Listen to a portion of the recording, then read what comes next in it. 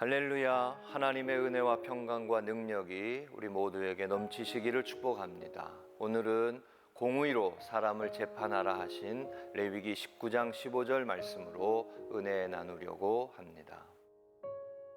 너희는 재판할 때에 불의를 행하지 말며 가난한 자의 편을 들지 말며 세력 있는 자라고 두둔하지 말고 공의로 사람을 재판할지며. 모태신앙으로 성장한 저는 교회 안에서 많은 성도님들의 사랑을 받으며 자랐습니다. 특별히 제가 유소년 시절을 보낸 정선감리교회는 아름답고 소중한 추억으로 남아 있습니다. 하나님 앞에 참 감사한 일입니다. 몇 해 전 여름 추억을 따라 어린 시절의 교회를 가보았습니다. 시간이 지나 제가 기억하는 모습은 아니었지만 더 좋아진 모습에 감사했습니다. 그리고 놀랍게도 내가 퇴인이니 라고 하시며 저를 알아봐 주시는 어른들도 계셨습니다. 어린 시절 추억이 있는 교회는 너무나 애틋했습니다.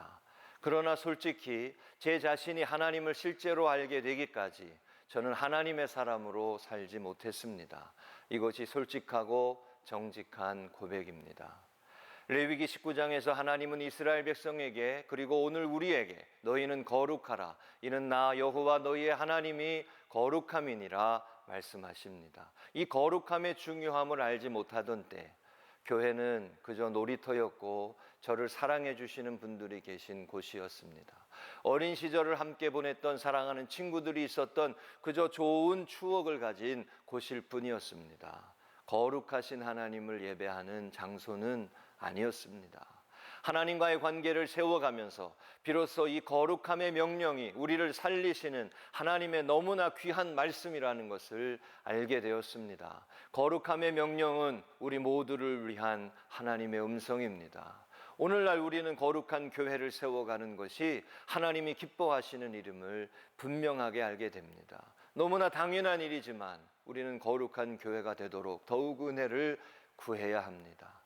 거룩함은 따분한 것이 아니라 정결함이요 정직함이고 온전함이고 아름다움입니다. 거룩함은 행복함이라고까지 말할 수 있습니다. 또 우리를 살리시는 하나님의 역사입니다. 그리고 더 나아가 레위기 19장 15절을 보면 공의로 사람을 재판하라고 하신 말씀에서 거룩함은 공의로움이라는 것을 말씀하십니다. 판결이 굽어질 때 하나님의 거룩하심이 그 사회에서 떠났습니다. 공의로운 사회를 세워가지 못할 때 하나님의 심판이 임했습니다.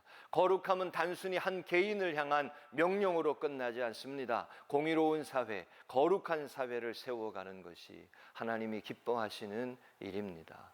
그러니 오늘날 우리 교회는 이 나라와 민족과 사회를 위해 기도할 수밖에 없습니다. 공의로운 나라를 세워갈 수 있는 거룩한 하나님의 사람, 복음의 사람을 일으켜야 하는 사명을 감당해야 하는 것입니다. 하나님의 거룩한 백성으로서의 교회는 좌로나 우로나 치우치지 말아야 합니다.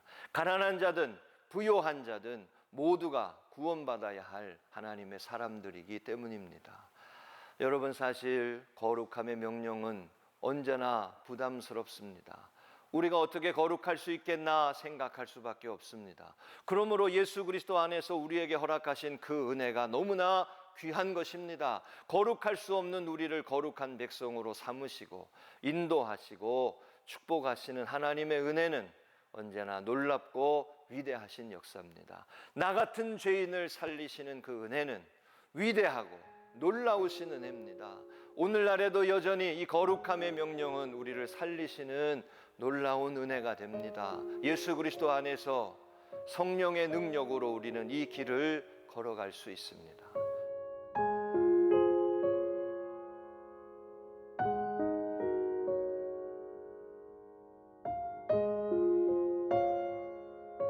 우리 모두가 이 믿음의 선한 싸움에 날마다 승리할 수 있기를 기도합니다. 우리를 도우시고 함께 하시는 은혜로 날마다 이 믿음의 길을 이어갈 수 있음을 믿습니다.